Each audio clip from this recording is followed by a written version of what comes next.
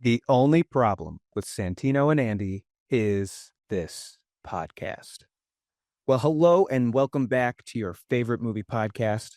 This week, we are talking about a classic of 90s cinema. We are talking about David Fincher's Seven.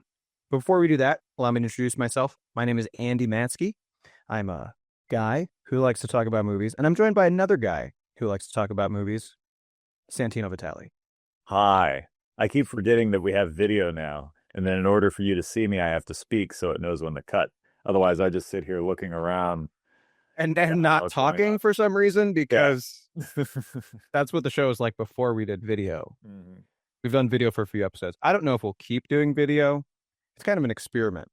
Definitely. We're like midway through. So, uh, if you're new around here, the thing with the only problem is each week we give the other one. Why do I always struggle with this?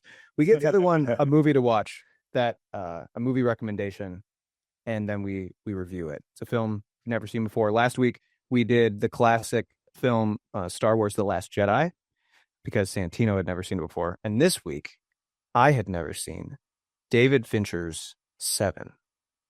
Bum bum bum.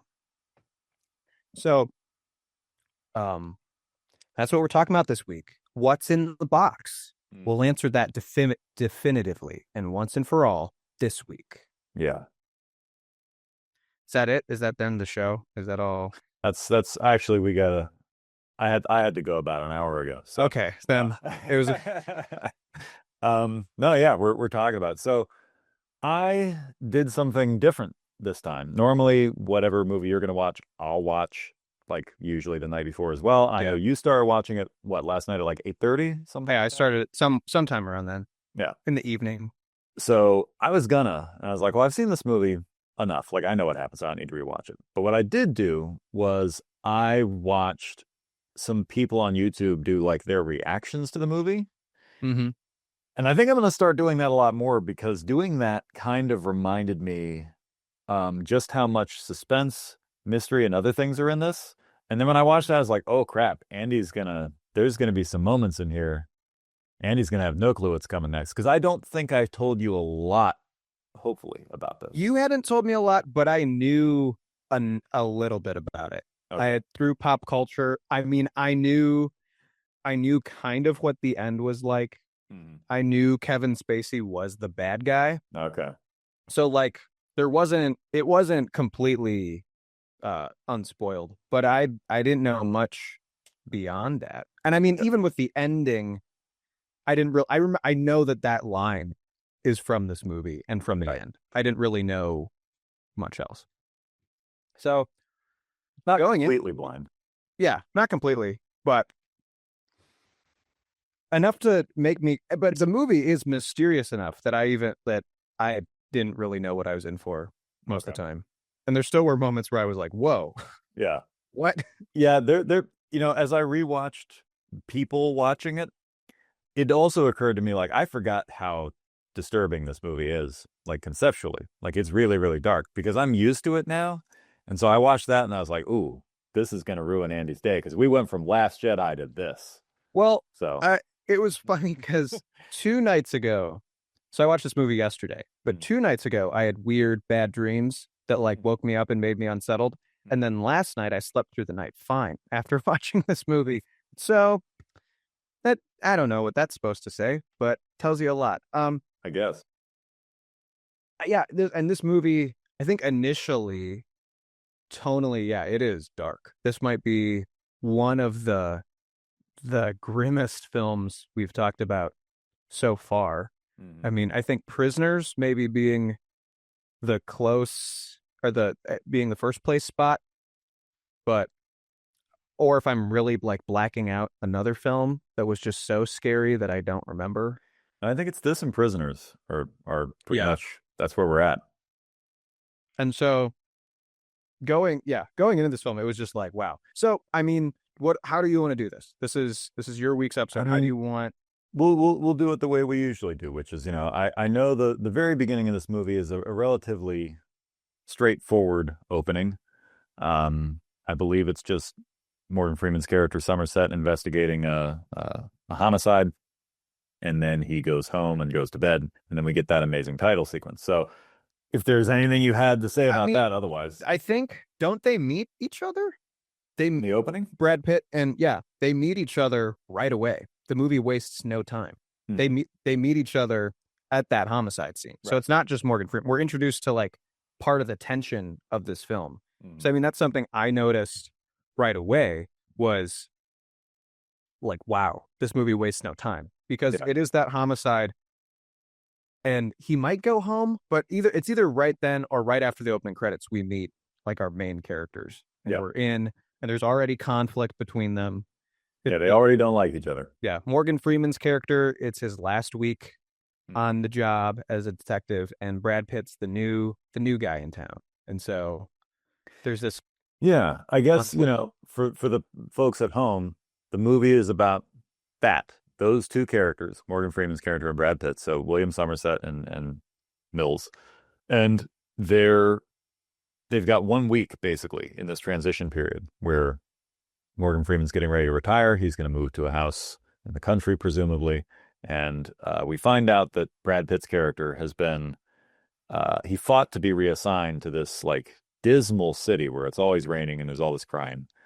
And on like their first day on the job officially together, we get a really weird homicide. And then like every day after that for 7 days, we get a homicide that's modeled after one of the seven deadly sins.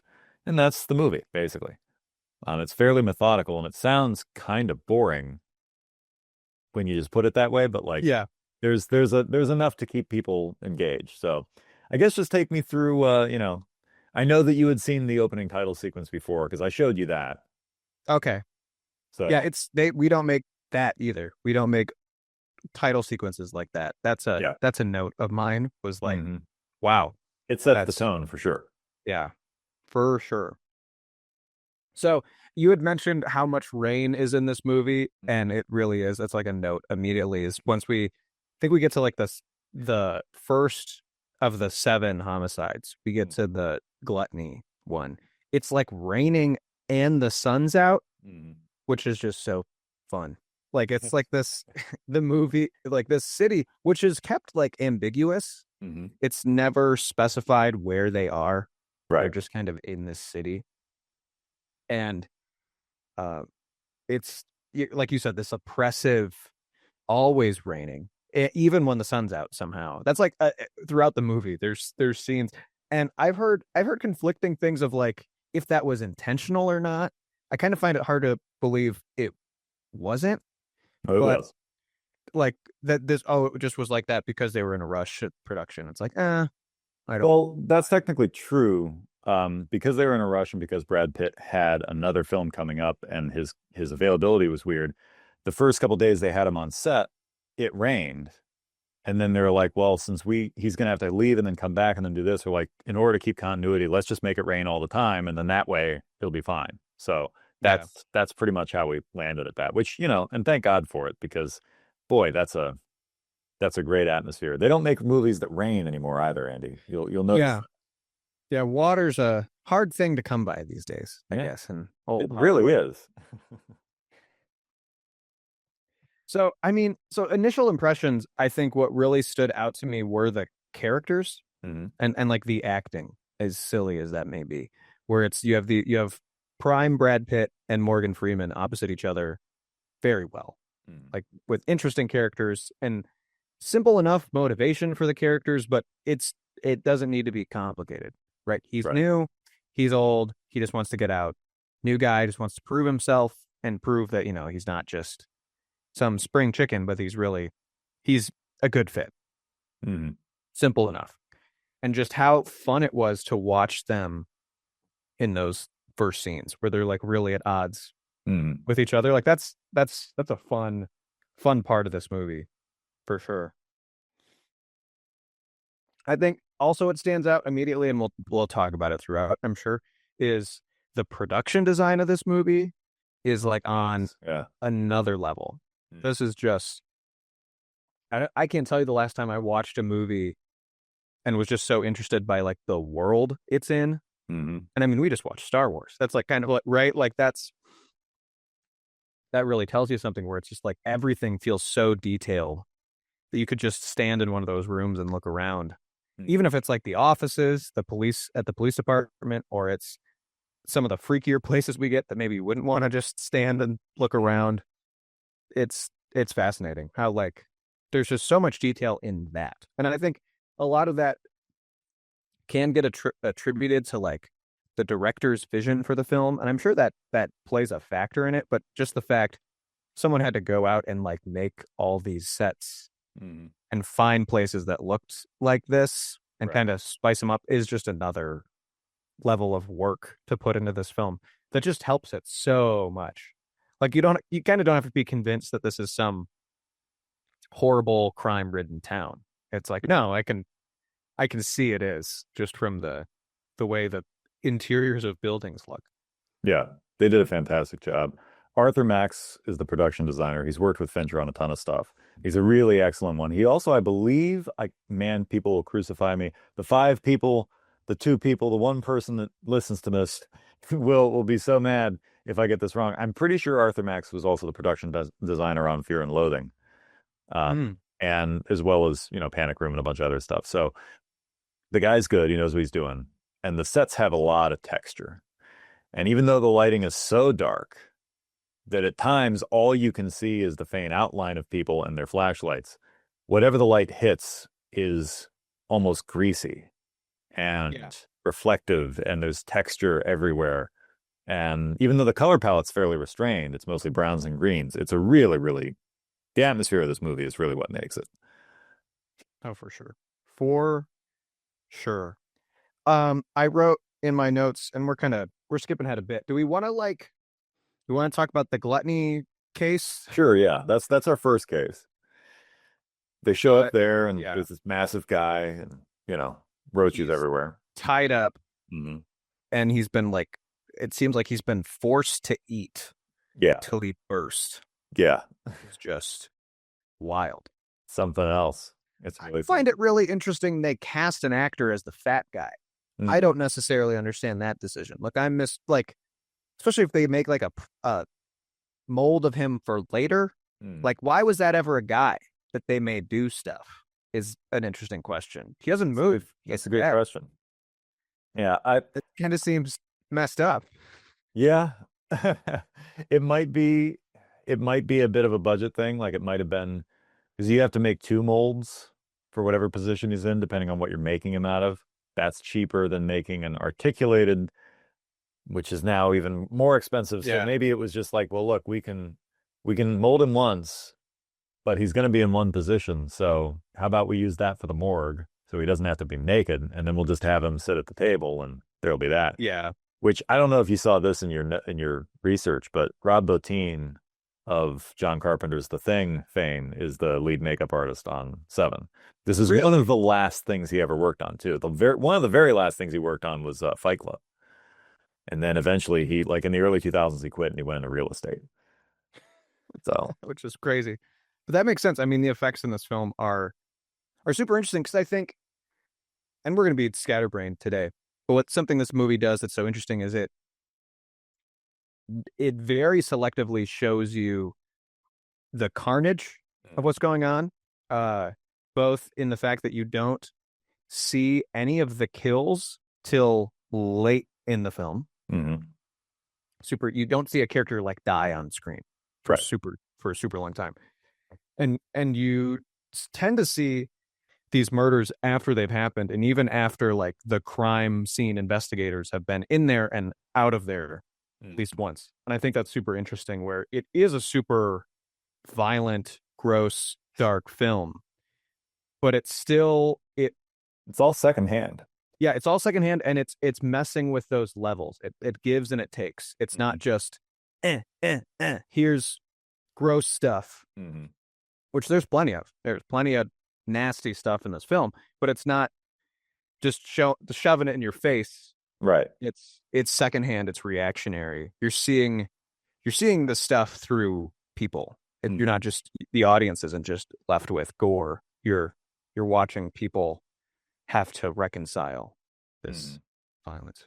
And even the gore in the movie, actual gore, and I'm using the definition here of like blood or viscera, It's even usually dried and after the fact, so it's darker. So it's not, you don't even get like bright red blood. In fact, given the bleach bypass process that they used on the film, the contrast of the film and the color tones kind of make the dark blood just black.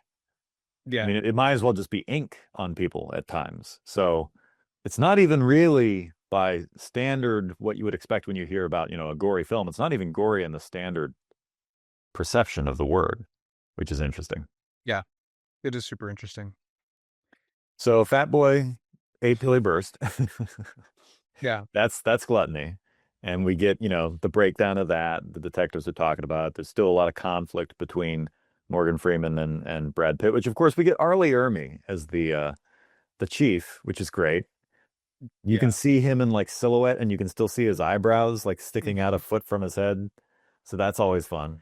Yeah, his character is super fun and understated, and I kind of wish he was around more. Because that's the thing is like this is a David Fincher movie, so it is super serious, but at times it's not. Yeah, It's it like does funny. funny. Yeah, people seem to think that Fincher's this, really dark, brooding character. He can be really funny. If you ever see any B-roll or like background behind the scenes stuff with him, he's pretty funny. He's like a funny guy. Yeah. So it seeps through somehow. Yeah, so you have these like fun kind of cartoony characters in the middle of this film. One of those being that the police chief captain guy who's kind of like, I don't care. Yeah. A lot of this stuff. I think my favorite moment, it might be a little ahead of where we were at, but they're all standing around talking, and Morgan Freeman's like showing them, look, this is lust, this is gluttony, like there's going to be all these deadly sins, and he's explaining it. And the chief's sitting at a random desk and the phone's ringing. And he just picks up, he's like, this ain't even my desk. And he just hangs up. Great. Yeah. Oh, he says the line, "Wake up, Glimmer Twins, we got a winner," Oh, later yeah. in the film too. Mhm. That's got to enter the vocab just a bit. That's a good one. So actually, after that, it's what? There's gluttony. Oh, go ahead. Well, there's gluttony, and then it's the greed Greed is the what lawyer. we get next. Which this is when the movie like, and we kind of were just talking around it, but what's really interesting with that is we see the crime scene after like the guys left, like they've like taken his body away. That's how we're introduced to it. And I think that's just super interesting that it's this movie about these crimes, but it waits to show us what happened. And It barely shows you the crime. Yeah, barely. Yeah, they're like mostly in photographs, if that. I mean, yeah, you see the lawyer in photographs, but even then, they've got like post-it notes stuck over certain areas. There's stuff kind of before that shows it all, but yeah, it's in black and white. Yeah, So it's in black. Yeah, and even that's fair. Like it's in black and white. It's not like, which to a point makes it creepier. Yeah, like they are disturbing. Like I'm not trying to downplay how disturbing everything is, but it's also no. You're super jaded and not phased by violence in this movie, right? Right. It's not even that bad. It's not even. But I mean, like, I guess what I'm getting at is that it's like they're showing you stuff for sure, but they're doing it in a way that's very cinematic, that's very restrained and very artful, if that's even not a weird way to say it. But like, these are pictures that Rob Bottin had to pose people for and get the blood just right and take many photos and then like do things to the film to get a certain look. Like there's work in it.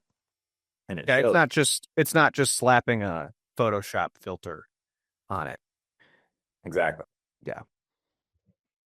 So that's greed. And then I have a couple notes. One, I think it's then that Somerset goes to the library, and it's a great sequence. I wrote research before the internet used to be so cool, because it's just this scene of like him looking at books, kind of walking around in a library at night while Bach plays, and it's dope. Like I'm not like, that's not my statement is sarcastic, but it's not to the detriment of the film. It's like, okay, this is awesome. This is cool. Yeah, like it's one of the prettiest sequences in the movie. Yeah. The whole movie is immaculately photographed, and that sequence is it's kind of this weird, calm little music video center in the middle of the whole, which that, like Fincher's background in music videos comes through in every movie he makes, but that's like he went, hang on guys, we're just going to do a music video for the next 3 minutes and then we'll get back to the story. Like it's a nice kind of calm interlude considering everything else that's happening. Yeah, and then we have the scene of them and of Mills taking over Somerset's office, Mm. which is a super funny scene. Like again, like we talk about the comedy of this movie. It's not like roll on the floor funny, but it's played for awkward humor, which is super interesting, and including like Mills's wife calls their office, and then wants to talk to Somerset, Mm. and it's like this awkward, like, but wait, what'd she say Mm-hmm. moment, and I thought that was fun, and then like the dinner scene is fun. So like in order to ease tensions between Somerset and Mills, our main characters, right? Yeah. The wife of Mills invites them over, or invites the partner over for dinner. Yeah. And it's this super like personable scene of these people who like start out hating each other, getting to know each other, and kind of guards going down. And there's that great moment when you find out that their apartment is near the subway, and so the whole place shakes. And then Morgan Freeman has this laugh. He does, like, his character finds it hilarious, and it's this like awkward but joyful laugh, and just like these relaxing, vibrating home. I know, and it's like it's pretty fun. It's pretty fun. Yeah. So Because then I think it's at their house when they're pouring over. Which, by the way, the wife is Gwyneth Paltrow, so that's Brad Pitt's then girlfriend at the time. That's how she gets cast in the movie. And so he and Somerset are pouring over these images, and then they go back. They go back to the lawyers, the scene of the crime, and that's when they find a bunch of fingerprints on the wall behind the picture frame. And when they dust for prints, it actually spells out "Help me" in fingerprints, which is a pretty great moment. yeah, And so then, they're trying to match the prints, and they're going through all that, and then that's when we get to the next day, which is Sloth. yeah. Which is an amazing moment in the film. This is the moment I think that I had like no clue what would You got to walk most. through beat for beat for this one, because like that's the one that I realized upon watching someone else watch the film. I was like, oh, I forgot just how much is like not known here. So you got to take me through that. So up until this point in the film, and there's probably some exceptions to this, it's been shot very quote unquote, I'd say cinematically, very grounded, on sticks, from very very steady film. And then once we get to Sloth, because they have they wake up Glimmer twins, we got a match. They have a match on the fingerprints.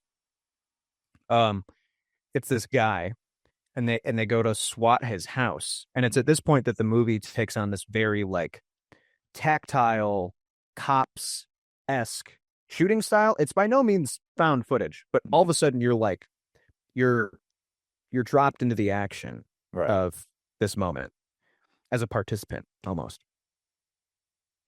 And they go to this guy's house, and they're tending the consensus is that this guy is the killer, right? Or possibly at this point you might be thinking, well, maybe if it's not him, it's somebody that he's setting up. Yeah.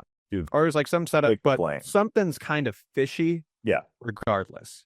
I mean, there's reasons to think this guy could be the guy. He like did something his priors, and he had a lawyer was the one who was dead.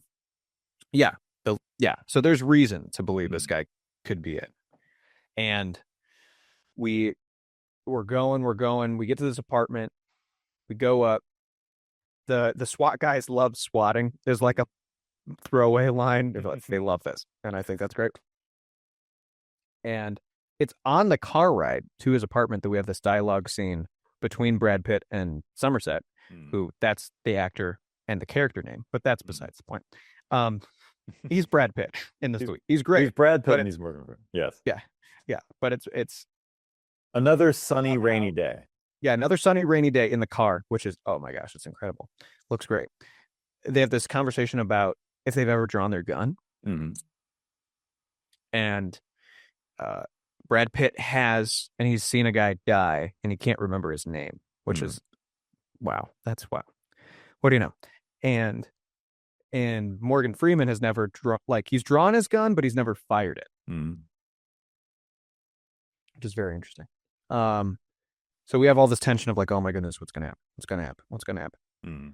So we get to the apartment, and they bust down the door, and they're clearing rooms. Then they get to one room, and there's air fresheners hanging from the ceiling, like a lot of them. Millions of air fresheners. There's a lot of air fresheners, and it's kind of like, oh my gosh. Mm. And it's like, we got him. And there's like a sheet over the bed, and you can kind of see him breathing. So there's this guy here, and there's more air fresheners in this room. I don't know if you can see him breathing. I think you see a sheet. So you take the sheet off, and it is this emaciated, like bedridden guy, and it's gross. He is gross. He looks like a corpse. Yeah. They're like, oh my gosh. And then there's this box with like a urine sample and all sorts of stuff, and like photos of this guy from a year to the day before. And it's like, oh my goodness, whoever's really doing this has like been planning this. Yeah, it's worth noting that we missed a detail here, which maybe people don't understand. This man is strapped to the bed. He is not. He has not been allowed to leave his bed in a year. Yes, and it says sloth behind the bed and some kind and paint or something. Yeah, but go on. And so this is the what day are we on through? Day number 3, I believe. Yeah, 3. This is sloth, the deadly sin, and it's then that they're really looking at this guy, like a SWAT guy gets up close, and then the what you thought was a corpse starts moving around. And when I say like you want my play-by-play, I think I had a blanket. I was wrapped in a blanket, and then I noticed that my hands were over my mouth. This was like my reaction, and I was like, "Oh my gosh, yeah, what just happened?" I don't know if I jumped, but I was like, "It's the closest thing to a jump scare you'll get in this movie." Yeah, because you're fairly certain he's dead, and then it's just like he starts. Yeah, he starts freaking out, and like this guy's still alive, and he's medic. Yeah, the doctor that they talk to after that is like the most matter of fact, like just a super grim doctor. He's like, yeah, he's had a bad life. It's a lot of pain. He's still got hell to look forward to. So deep out, I'm going home. Like, dang. Which fun fact, by the way, that doctor, I don't know if you recognize him, but remember in season 7 of Parks and Rec, Tom Haverford had an investor that he was trying to get to invest in his Tom's Bistro. I think so. That's the dude. Wow. He's like a TV guy. He's just that guy. Huh. So fun. So yeah, that's a crazy one. That's a crazy moment. That like I was flabbergasted. Yeah. The sloth guy being alive was a shock. Yeah. And so from here on, what happens? They go back, is it to that crime scene, and then there's like some photographer there. They're still at the crime scene, and there's a photographer there, and Mills gets ticked and starts yelling at him and tells him to leave. And then they end up, Somerset has this plan. He's like, well, hey, we're not getting any leads. What I'm telling you isn't strictly like, this isn't on the books, okay? But I know a guy, give me whatever money you have, and we're going to meet this guy. And I love that moment too in terms of levity, because Somerset and Mills are sitting side by side in a pizza parlor waiting to meet this informant or whatever. And Mills is like, at least sit on the other side so they don't think we're a couple. Like, he's mad about it. This sloppy dude shows up, takes the envelope, and then just like leaves. And for the next like hour or however long they're waiting around at a separate location, Mills thinks that was it, that like the guy just took their money and left. And I love the naivety of that. It's like, what do you think we're doing? Like, we're paying a guy off to get us information. He's coming back, and he does, and he gives them an envelope, and it's library information. which is very Who's checked out certain books. Like Yes. they made a list of books. Paradise Lost, Dante, etc., etc. And they come to a name that doesn't have any earthly business being on this list. It's John Doe. And they're like, well, let's check that out. And then you get the chase scene, which is pretty good. Well, then, they get to this apartment and they're kind of like, they're about to, they're going to knock on the door. Mm. And then there's this guy down the hall who we see like come behind him in a trench coat and a hat. It's very film noir, which is great. He starts shooting at him. And then we have this chase scene with Brad Pitt and the guy who's being chased, this John Doe, presumably. Mm-hmm. The second time we have handheld camera motion in the movie. Yeah. A lot of handheld. This big elaborate chase, which is really a good chase scene. Really fun time. Like they're running through people's houses. It's another Raising Arizona moment where you're just people like kids are watching cartoons. You're just like, what? Like running through the house. Yeah, they're running through like apartments, and it's like, I don't. Yeah, it was very Raising Arizona for a second. I was like, oh, but with different music. Yeah, and a different tone to the chase. But so then, what is it? Then Brad Pitt gets knocked out. Yeah, almost knocked out. Yeah, and this killer like has a gun to Brad Pitt's head and doesn't kill him, which is so interesting. He runs away. So then Somerset shows up, gets Pitt. They go back to the apartment, and Pitt just kicks the door in. And now they're kind of screwed. Yeah, like, one of the worst line deliveries is in that scene. Oh, yeah? Which is like, Morgan Freeman says, like, you stupid son of a... And he might say what follows, but it's like the worst line reading in the film. It's like really... It's almost bad. I was like, whoa. Because the acting's so good that like a mediocre line, it's like, Yeah, it's a pretty mediocre line. Because he's all mad. But then they go into this apartment. They go into John Doe's apartment. They pay off a junkie to say that like the junkie called them to the apartment because the guy was doing some creepy stuff, and that gives them probable cause, like a reason to be there. Yeah. And then they start investigating. And that's where we see all the interesting things is in that apartment. Yeah. Then the mystery starts to unravel a bit, and we have connections to all the previous murders. Mm-hmm. And there's all these notebooks filled with notes. Tiny handwriting. Yeah, tiny handwriting of all this man's inmost thoughts. Mm-hmm. And it's there.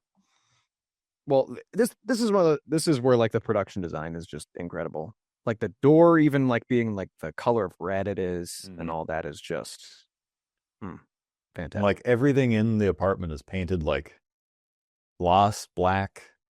Yeah. It's pretty great. It's just red and black. That's the color of the apartment. It's just red and black. Yeah. And so then there's all these photos of both victims of previous crimes and people they haven't seen before. And it's in this dark room that Brad Pitt realizes that they had him. And that photographer from earlier was the guy, was John Doe, which is wah. But that's pretty crazy. And what else? It's all these like all the bits of the mystery are like unraveling, so that like there's no fingerprints. Yeah, anywhere in the apartment. There's this phone call that's like that is John Doe calling them, talking to Mills, Brad Pitt, and he says, "I admire you," which is super weird to tell somebody. Creepy, especially over the phone. Just all creepy like that. Yeah. Pretty weird. But yeah, what happens then? Well, he has a whole cabinet that seems to be like little individual shrines with souvenirs from the past kills. And there's a couple of things that haven't happened yet. Because like there's the hand that he cut off. I don't think we said that, but like the sloth guy, he's missing a hand. And so that hand is like in a jar in like formaldehyde. And then next to that, there's like some other stuff, and there's a receipt from Wild Bill's leather. They're like, well, we don't know what's going to happen with that. And so they're looking over photos, and they see this some long lens shots of like what they assume is a prostitute. And they're like, well, we don't know what's going on with her either. And so um, they go to the leather shop and meet one of which, by the way, the casting in this movie of all the extras, Fincher, and they do it in Fight Club too. Fincher just does this a lot. Fincher must tell his casting director to find some of the weirdest and creepiest looking people he can. And then he has the makeup department make them look sick all the time because the leather shop guy might be the creepiest looking person in the entire film or in any film I've ever seen who's not an outright monster. Like he's a very creepy. He's a weird guy. Yeah. English accent, stringy hair, long face, long sniped nose, creepy like cat eyes. And then all the lighting in the leather shop is like from underneath too. So everything's just super creepy in there. And they're like, you built something for such and such a guy. And he's like, oh yeah. And he's got a picture and he gives it to him. We don't see the picture yet. And they're just like, you built this for him? And he's like, yeah, I thought he was a performance artist, and they're like, no. And then they like take the picture because they get like, I think they get paged to like the crime scene. Yeah. Which is at like an underground brothel. But you don't even really see what's going on with that other than just chaos. Yeah. And that's like a situation where, I mean, this movie shows us nothing of that murder except the weapon. Later, yeah. Yeah. Because we go into the scene, we just hear music, there's red light, cops are swarming, that one guy's screaming, and we're like, we don't know what the heck is going on. And then we just smash cut to him in the interrogation room. Like, which those interrogation room shots, those two rooms next to each other, that's great. That just looks, yes, that's great. Yeah, he's losing his mind. It's weird. This is lust. Yeah. You didn't guess. This Deadly Sin is lust. This is one of the movie part. This is the roughest part of the movie. Great acting. Yeah. Horrible scene when you think about it. Yeah, pretty gruesome, but leaves it all to your imagination with the exception of showing you the murder weapon. For like a second. Yeah. Like in a Polaroid. But that's all you need. That's all you needed to connect the dots. You're like, oh. Yeah, and it's all nothing's shown. Nothing's shown except this guy freaking out and talking about what happened. Yeah. It's pretty and that's enough to be like, ew. Barf. So we it's a harrowing experience. We barely make it through this scene. I know Andy's feeling very uncomfortable the whole time this scene's going on. And then that scene is mercifully over. And I think we just jump to the next day because the pace is picking up as the movie goes. And I think the next day is the heck is the Pride. Pride is the next day. Again, crime scene is already done. It's a model. He carved her face up and glued a phone to one hand and pills to another. And he's like, you can call and you'll be saved, but you'll be disfigured. Or you can poison yourself and put yourself out of your own misery. So he technically didn't even kill her. Well, I think it's if she called for help, he'd carve her face up, I think is what it is. No. He carved her face up first and then said, okay, you can be saved, but you'll be hideously disfigured. Or you can kill yourself and you won't have to live that way. And she chose the latter. So she technically wasn't really even murdered. I mean, I know this is kind of like going, technically, when you think about it. Yeah, well, it's like trying to defend Charles Manson. It's like, technically Manson didn't kill anybody. It's like, yeah, but you're a reason for it though. So yeah. Anyway, that happens. And of course there's blood everywhere. And then I think they're going back to the station. Yeah.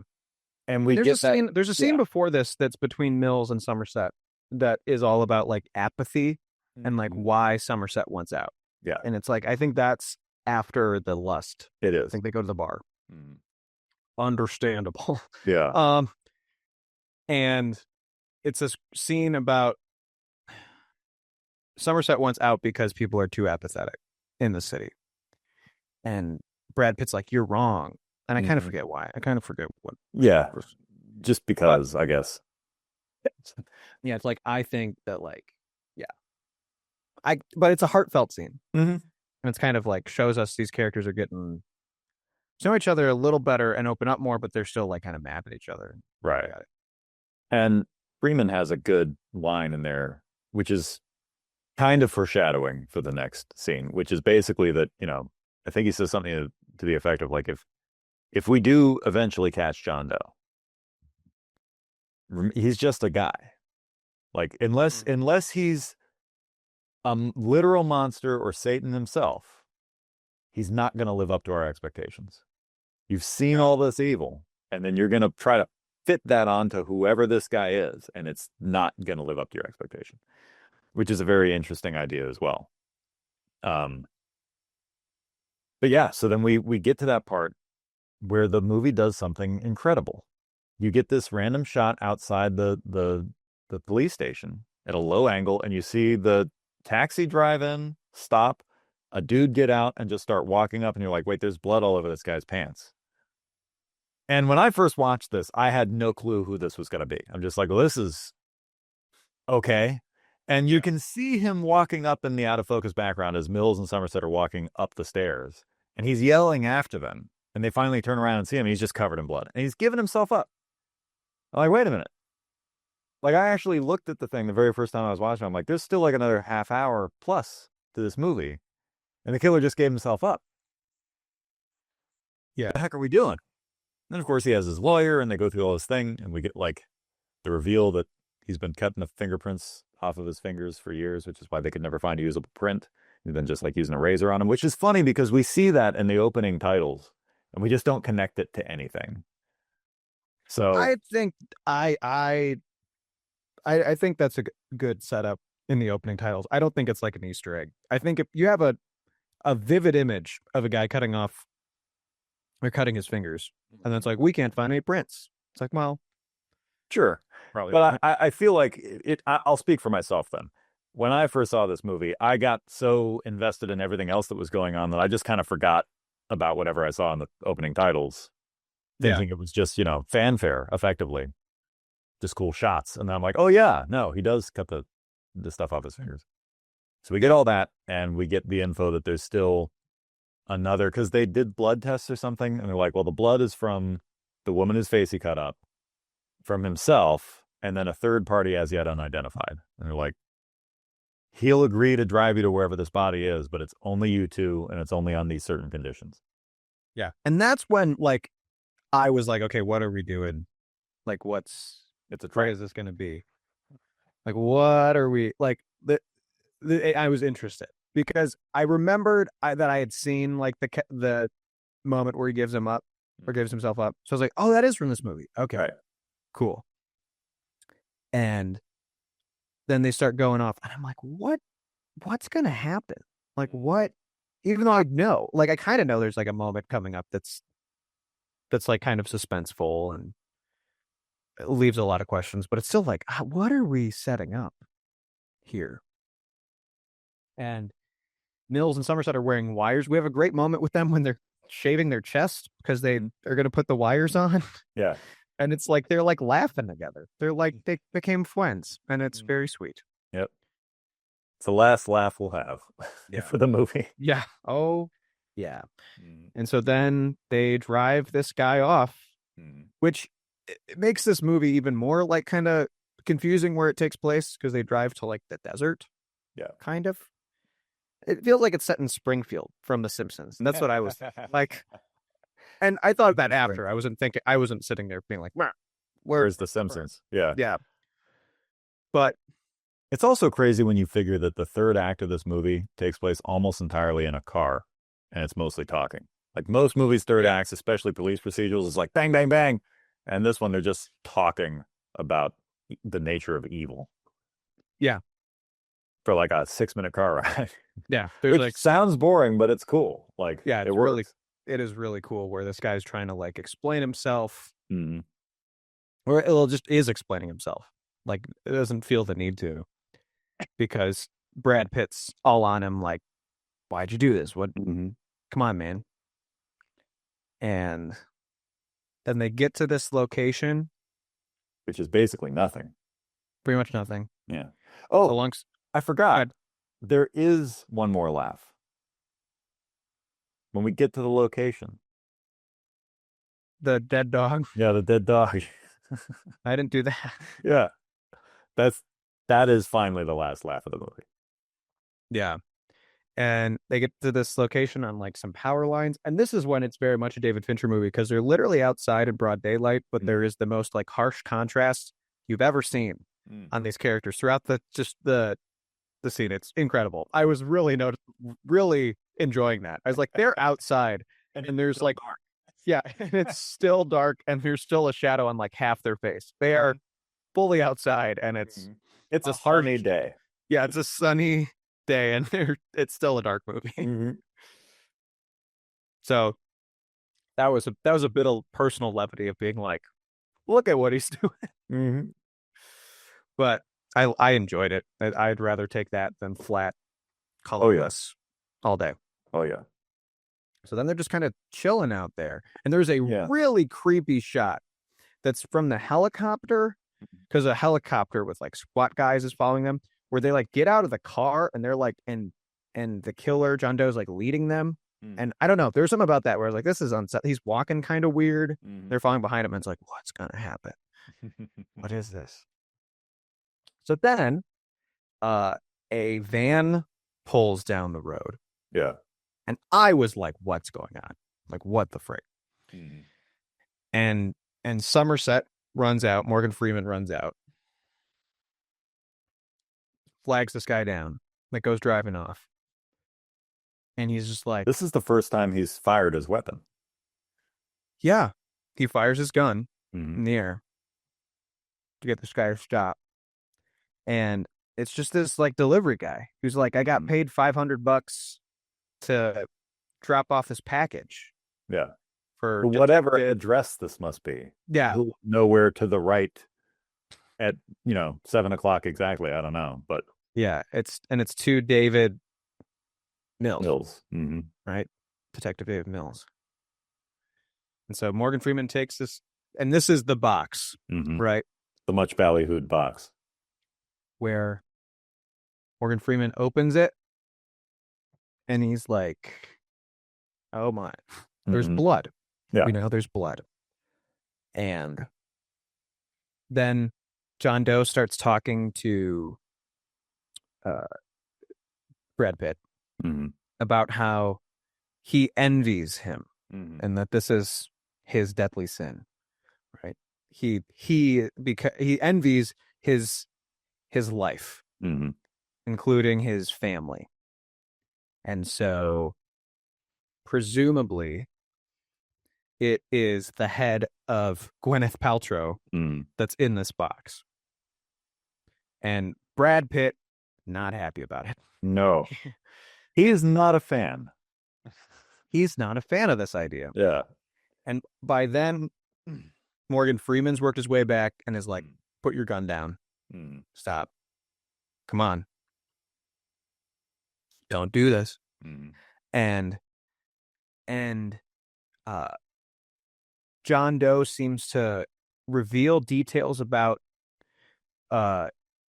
Mills's life that even he doesn't necessarily know. We kind of glanced over this, but earlier in the film, Gwyneth Paltrow meets up with Morgan Freeman's character to like talk about the fact that she's pregnant, which that whole scene was weird. That was a weird moment in the film. That's a whole weird dynamic. That's really, I had a lot of questions, but that's besides the point.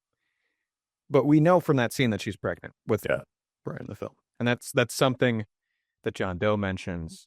And in a moment of passion, Mills shoots John Doe. Yeah. Shoots him dead. And then fires on him five more times. Block. Right. Making the amount of times he's shot somebody 7. Yeah. And it's like, oh dang, this guy really did that. It was 7 times that he ended up shooting, wasn't it? That's an interesting. I don't think I even put that together all these years. That's funny. So that's from a video I watched. I did not. Oh, okay. I was gonna say I didn't notice that ever, but I am not that observant in the slightest. But I almost thought you were. Dang. And then they take him off, and he's in a catatonic state now. He's just like, yeah, and that makes him Wrath. Yeah, he's Right. The Wrath. seventh final deadly sin.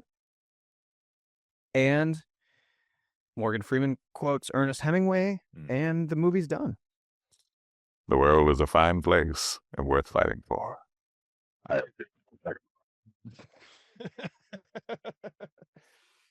how he says He it. agrees You need yeah. shoes on the mic. Yeah. It is a really nice sounding voiceover. It is. Um, Better than what I just did. Yeah. Well, no, I mean, like, all of a sudden it's like, whoa, we're having narration from Morgan Freeman. This hasn't happened before. And it's a really, like, it's dusky and the sun is almost down and you're just seeing silhouettes and it's pretty cool. And then the credits roll backwards. Yeah, which that's weird. Yeah. What are we doing, guys? Subverting my expectations, that's for sure. So, yeah, the movie's done. So we've rolled through this movie, talked about this movie, and now it's time to get to reactions, responses, reviews. This movie, I don't know, like, it's interesting because I feel like it's so much so not my cup of tea. It's a very, very good movie. It is well made, well produced. But I like initially last night when I watched it, I was like, that was good. I just don't know if I liked it, like if this is like an Andy movie. But since I watched it last night, like 24 hours ago, I haven't really been able to stop thinking about it. And I've just like really like there's a lot to chew on. So I think I've kind of come around. And again, like to be clear, like I think this is a great movie. I don't want to like hide that. And there's been times on this show when the setup for me being like, I don't know how I feel about it is that I hate it. Yeah, that's usually that is not that's step one. That's step one in me being a hater of a film. But that's not exactly what happened this time.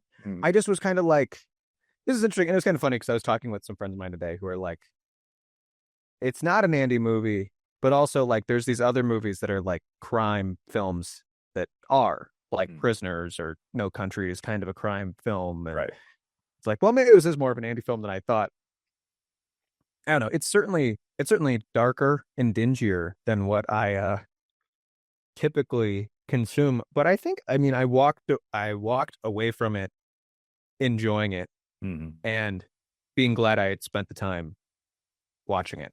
Yeah. I don't think there's not a, I secretly think this movie sucks end to this. I think this movie was very well put together. And I kind of like, anytime I've kind of tried to be like, well, I don't know, it's kind of fallen apart. I'll be honest. Okay. Yeah. Not that this is like a perfect film, I don't think, but it is very, very well made and like very enjoyable. So I liked it. I think I've come to realize I enjoyed the film. Dang. See, I was thinking about that last night after watching someone else's reaction to it, and I thought, you know, this is going to be an extreme watch as far as, you know, Andy movies are concerned. More extreme, I think, even than Prisoners, to some degree, and though similar in tone and subject matter. And I just remember thinking, well, at the very least, like I was like, I don't know if you'll be. I didn't think you would be bored. I was like, I don't know if he'll be all that much a fan, but I know that he'll be able to appreciate the quality, right? At the very least. And like you said, the cinematography of this movie, the production design, the texture, the casting, the tone. There's a joke that I make regarding the music because it's Howard Shore who also scored The Lord of the Rings.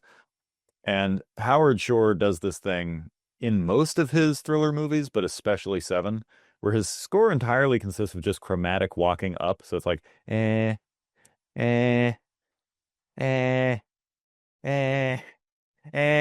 like, okay. And I always wanted to do like a meme version of this where like I swap that one dude who's like, I'm going to sing 8 octaves on the piano. He's like that. I want to swap that guy under it as a joke. Yeah. But that said, it's an incredibly effective score. Even though you can't really hum a melody at any point, it does its job. It just constantly... It's there. I think it kind of detracts a bit maybe in the final scene, but I'm also a sucker for like just letting a moment like that breathe. I think that's part of why like I love No Country, even though I love music and films. The fact there's like none of that, and Right. it's all like just experiencing these moments, I really am a fan of. And so the fact that in that final moment it's like wah, wah, wah, I'm like, okay, I get it. I'm already like on the edge of my seat. We don't need to.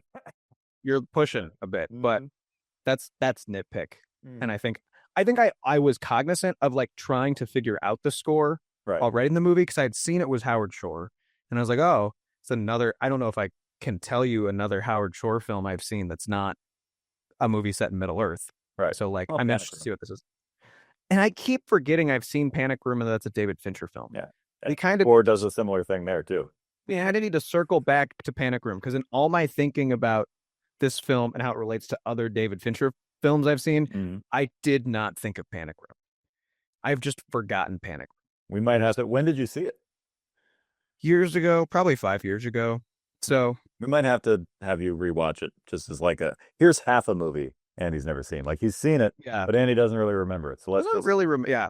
And I mean, it's like, to be fair, and what's kind of interesting is like in trying to like figure out if this is an Andy movie, I love Zodiac, which is kind of like this. Yeah, actually, Zodiac is longer and slower.